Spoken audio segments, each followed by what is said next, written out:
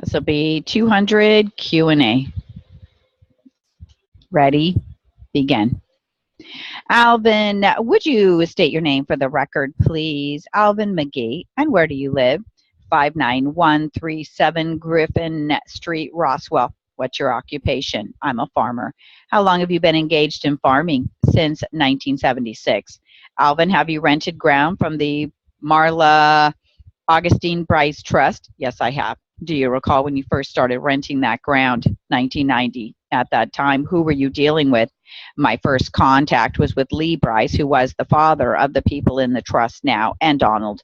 But then after that, I dealt directly with Helena Bryce, who was the trustee of the trust at that time. So when you entered into the lease agreements with the trust initially, you dealt with Helena, correct? Did you have written leases? Yes, we did. Now, do you recall in general the first written lease that you had? Now, you don't have a copy of that, do you? No, I do not. So you're working from recollection here, correct? Do you remember what the rent on that first lease was? I don't specifically. I'm sure I could access it through old records, old bank records, or whatever. But no, right off the top of my head, I don't remember. Did that lease, if you recall, have a provision for an abatement of rent in the event of flooding? Yes, it did. Well, let's back up a little bit. Describe to the court, if you will, what land you rented from the Bryce Trust. I rent the southeast quarter of Section 17 in Clayton Township, which is in the same section as I live, and then I rent 200 acres in Section 23, also of Clayton Township, which is river bottom ground. I should rephrase that.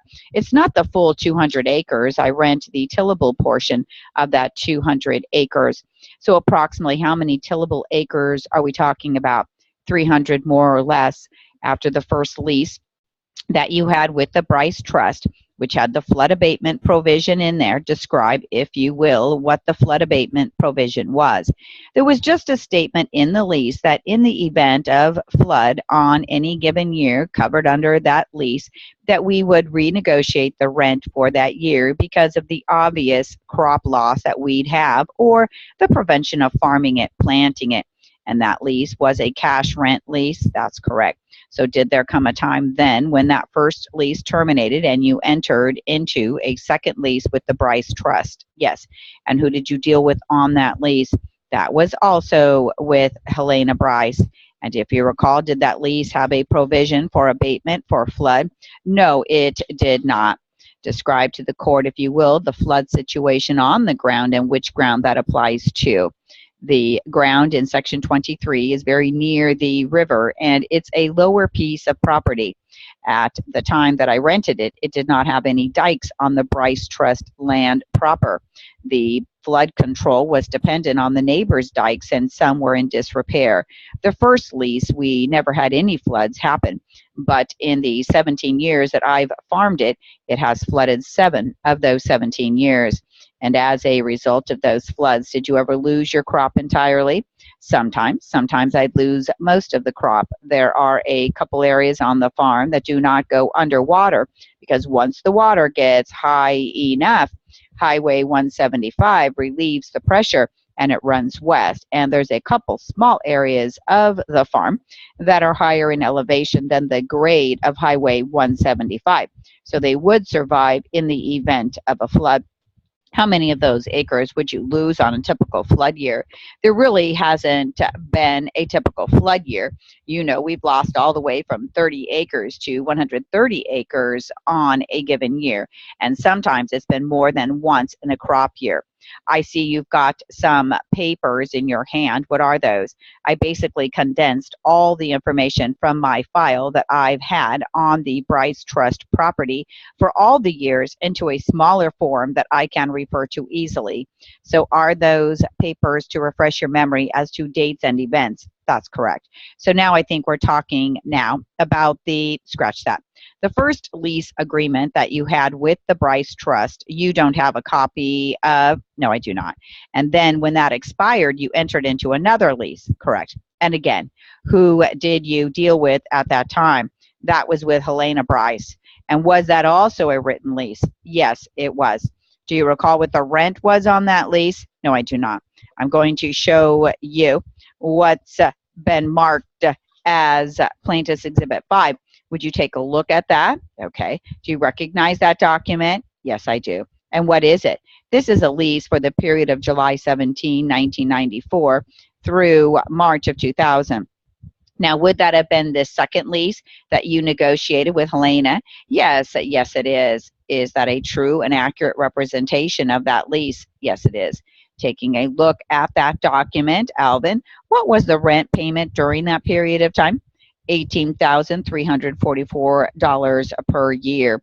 What does that calculate out to per acre? Some over $60 an acre, approximately $60 an acre, a little over $60 an acre. All right, then did there come a time then when you, well, let me rephrase that. During the time that you were dealing with Helena Bryce as trustee of the trust, did you have any conversations with her about purchasing the property or being given an option on the property? No, I don't recall any conversations with Helena. Did there come a time then when you started dealing with someone else on the trust ground? Yes, the trust switched trustees and moved from Helena to Donald Bryce as the trustee. Do you recall when that occurred, when you started dealing with Donald on these matters? It would be sometime after I entered into a third lease on March 1 of 99. So it would be sometime after that, because we had a lease in place when they switched to having Donald being the trustee. Okay, I'm going to show you what's been marked Plaintiff's Exhibit number 1. Do you recognize that? Yes, this is a cash rent lease. And what period of time does that lease cover?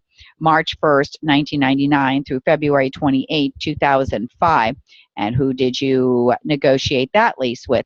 This was negotiated with Helena Bryce. With Helena? Yes. But then shortly after that, you say that you then started dealing with Donald. That's correct. During the time you were dealing with Donald, did you have any conversations with him about purchasing the ground or getting an option on the ground? Yes, I did. Would you describe to the court how those conversations took place?